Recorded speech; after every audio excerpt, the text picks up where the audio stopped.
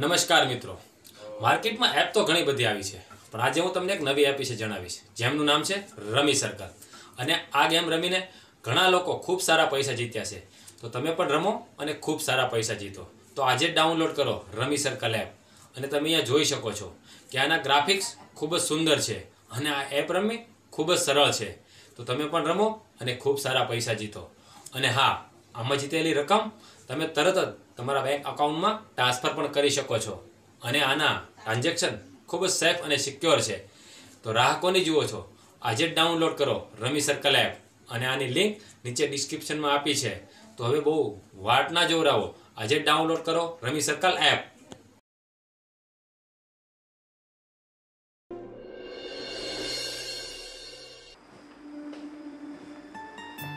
Good morning. ઉઠો.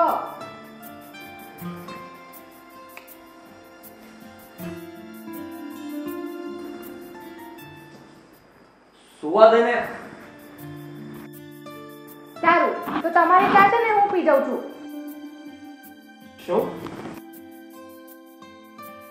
ચા તૈયાર છે? હા, ગરમા ગરમ બેડ ટી રેડી છે. તમે પહેલા ચા પી લો અને બ્રશ કરી લો. મારે થોડું કામ છે, હું જાઉં છું. એક કામ કર, આ ચા પણ લેતી જા. કેમ? હમણાં તો કહેતા હતા કે મારે ચા પીવી છે. ચા પીવી હતી, પણ મારે તારી સાથે બેસીને ચા પીવી હતી. જો મારે ચા જ પીવી હોય તો એ તો મને બહાર પણ મળે છે. સારું, નથી જતી. બસ તમે ચા પી લો. તો હવે તારા હાથે જ પીવડાવી દે ને. જાઓ ને, કઈ શરમ જેવું છે કે નહીં?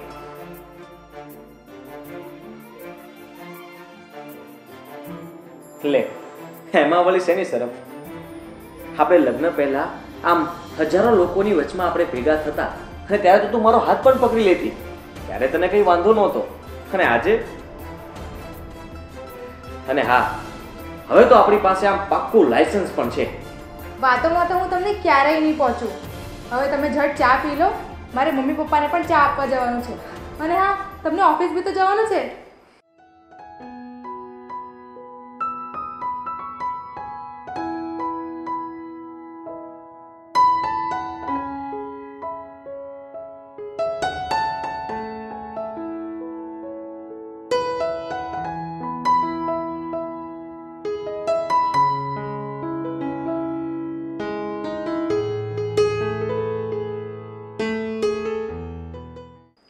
તમને ખબર છે ને, આવતા અઠવાડિયે આપણે જયાબેનના દીપકની સગાઈમાં જવાનું છે. હા યાદ તો છે ને? તો ટિકિટનું કંઈ કર્યું તમે? હા, મેં સાહિલને વાત તો કરી છે, પણ આજે પાછું યાદ કરાવી દઉં. કાજલ બેટા, પાણી લાવો તો.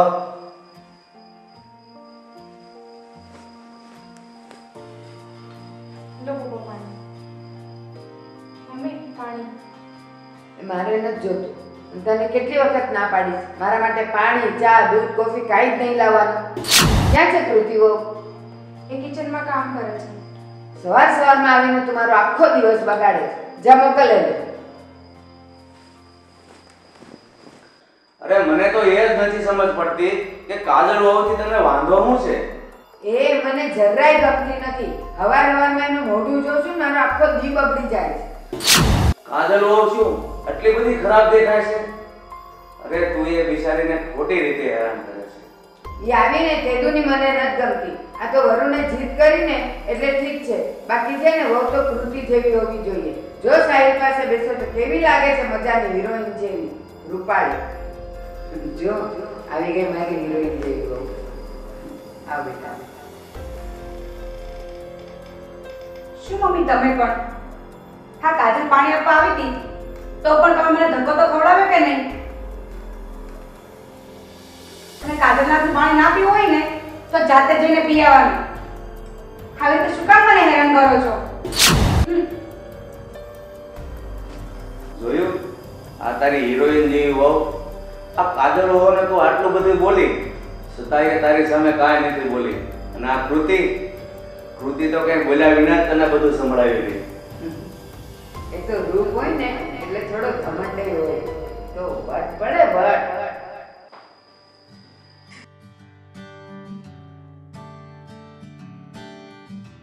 કૃતિ, હું ઓફિસે જાઉં છું હા. એક મિનિટ ઉભા રહ્યો.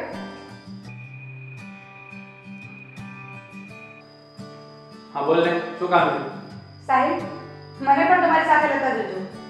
પણ તારે ક્યાં જવું છે? મારે પાર્લરમાં જવું છે અને મને 5000 રૂપિયા પણ આપજો. 5000 રૂપિયા? આ બ્યુટી પાર્લર ધંધો કરવા જેવો છે. આ લોકોને ચૂના લગાડી અને પૈસા લઈ લેવાના. અને આમ પણ તું આટલી સુંદર તો દેખાય છે, પછી આ બ્યુટી પાર્લરમાં જઈને ખોટા શું કામ પૈસા બગાડે છે?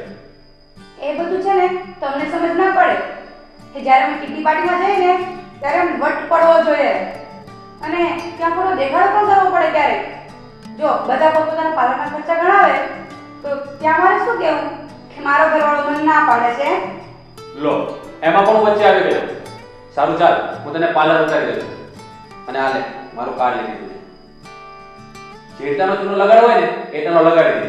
ચાલ. સારું ચાલો.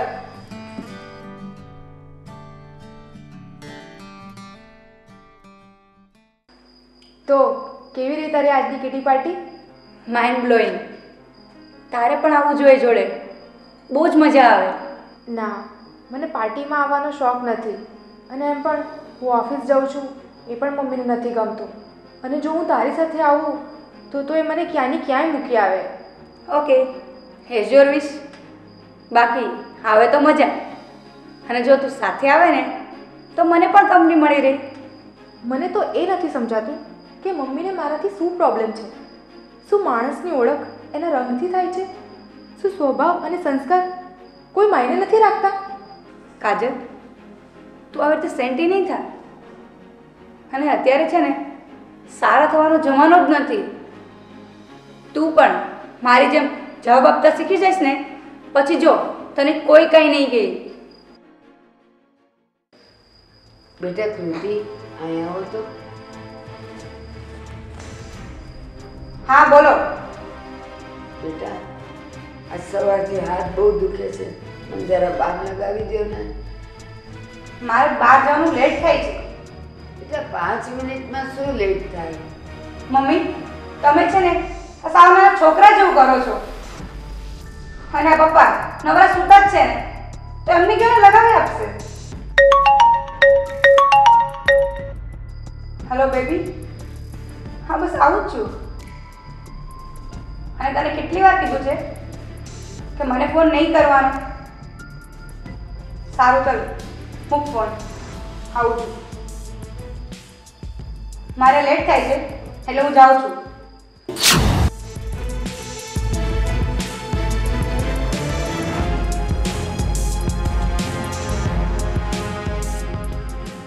હું આંખ બંધ કરીને બધું સાંભળતો હતો. તે આને બહુ માથે ચડાવ્યું છે ને તો ભોગવ હવે. પપ્પા, હું જાઉં છું. બેટા ઓફિસે જાશો? હા, કેમ કંઈ કામ હતું? ના ના અને આ મમ્મીને શું થયું છે? તબિયત ખરાબ છે? ના બેટા, એવું કંઈ નથી, પણ એને આ હાથનો દુખાવો ફરીવાર ચાલુ થયો છે. અરે એવું હોય તો મને કહેવાય ને, હું માલિશ કરી આપત.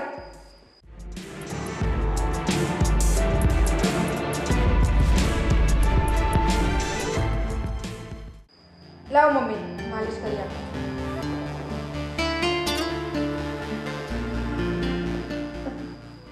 બેટા તારે ઓફિસે જવાનું મોડું નહીં થાય? અરે એક દિવસ મોડું થઈ જાય તો એમાં શું વાંધો છે? અને એમ પણ મમ્મીને આવી હાલતમાં છોડીને હું કેવી રીતે જઈ શકું?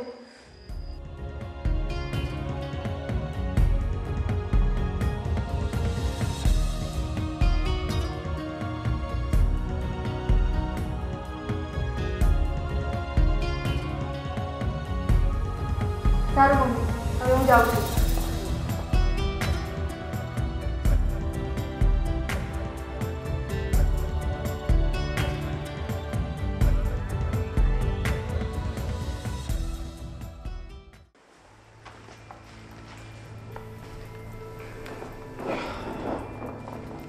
મમ્મી, હા બેટા. આમાં 5 લાખ રૂપિયા છે, એ સાચવીને મૂકી દેજો. 5 લાખ રૂપિયા? આટલા બધા ક્યાંથી આવ્યા? એ ઓફિસના પૈસા છે મમ્મી, કાલે લઈ જવાના છે. ત્યાં આટલા બધા પૈસા ના રખાય ને, એટલે બોસે મને સાચવવા માટે આપ્યા છે. સારું, ઠીક છે. પણ બેટા મારે તને એક વાત કહેવી હતી. હા બોલો ને મમ્મી.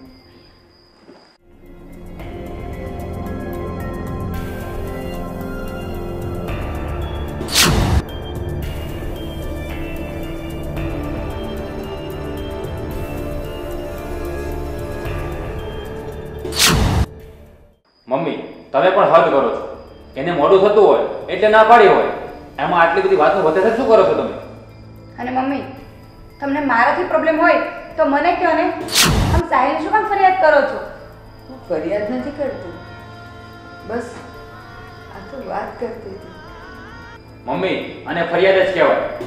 અને આખરે તમારા બેના પ્રોબ્લેમમાં મને વચ્ચે નહીં લાવો. મારે બહારના ટેન્શન ઓછા ના હોય તો હું તમારા લઈને ફરું. ચલો તમે ફ્રેશ થઈ જાઓ, હું તમારા માટે ચા મૂકું છું. હા ચાલ.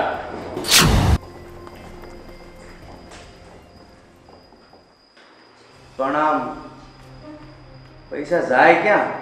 પૈસાને થોડા પગ આવી જાય. મને પણ એ જ સમજ નથી પડતી કે તિજોરીમાંથી પૈસા જાય ક્યાં. મમ્મી તમને બરાબર યાદ છે ને કે પૈસા તિજોરીમાં જ મૂક્યા હતા, કે બીજે તો નથી મુકાઈ ગયા ને?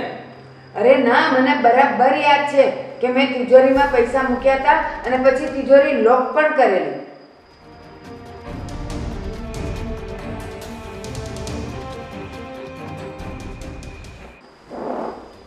શું થયું?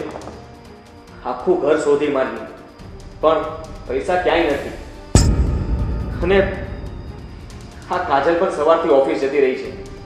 એને વહેલા જવાની શું જરૂર હતી? હું એને ફોન કરી જોઉં.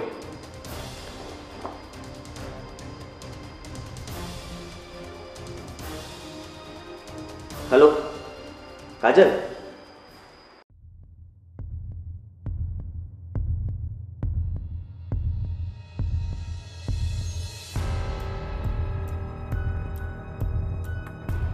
શું કીધું કાજલ? એને કઈ ખબર નથી. આ કૃતિ પણ સવારથી દેખાતી નથી. ખબર છે એ ક્યાં ગઈ છે? એ સવારે જોગિંગ કરવા ગઈ છે મમ્મી, ત્યારની આવી નથી. લો મને ફોન કરીને પૂછી લઉં છું.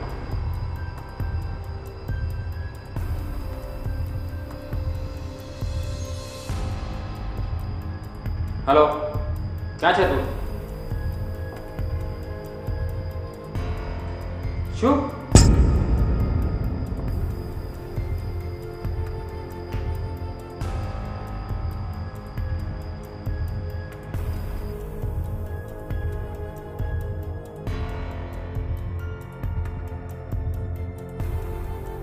શું કહ્યું એને? ક્યારે આવે છે? એ હવે ક્યારેય નહીં આવે. એટલે એ આપણા 5 લાખ રૂપિયા લઈને એના પ્રેમી સાથે ભાગી ગઈ છે. અને એણે કહ્યું છે કે મને ગોતવા નહીં આવતા, નહીતર ઘરેલું હિંસા અને દહેજ તો કેસ ઠોકી દઈશ. પપ્પા, હવે હું ઓફિસમાં શું જવાબ આપીશ? આજે નહીં તો કાલે પૈસા તો એને આપવા જ પડશે. જો ભાઈ, મારી પાસે 1 લાખ રૂપિયા તો પડ્યા હશે, એ હું તમને આપી દઈશ. પણ બાકીના પૈસાની વ્યવસ્થા તમારે કરવી પડશે.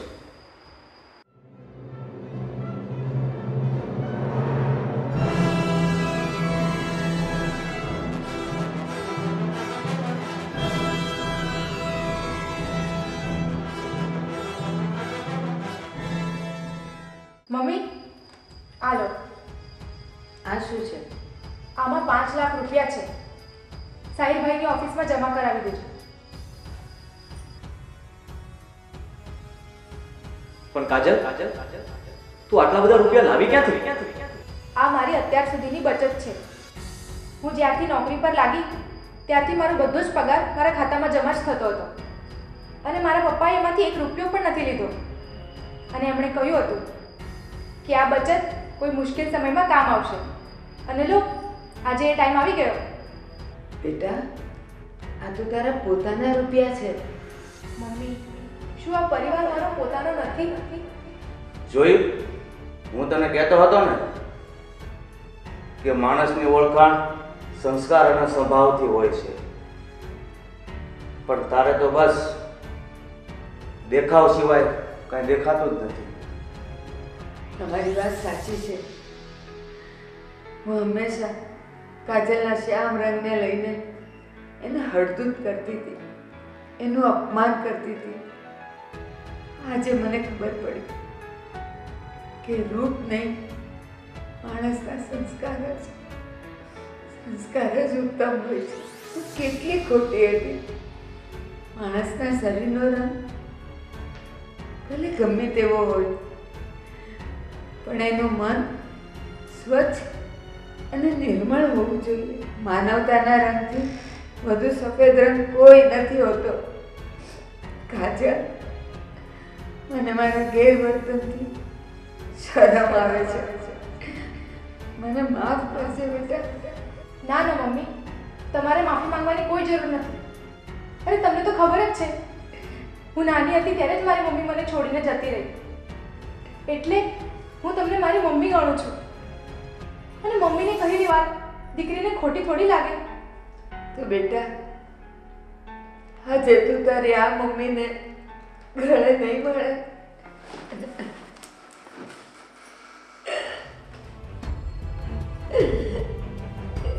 મારી વાલી દીકરી, મને માફ કરજે બેટા. હું તને ઓળખી ના શકી.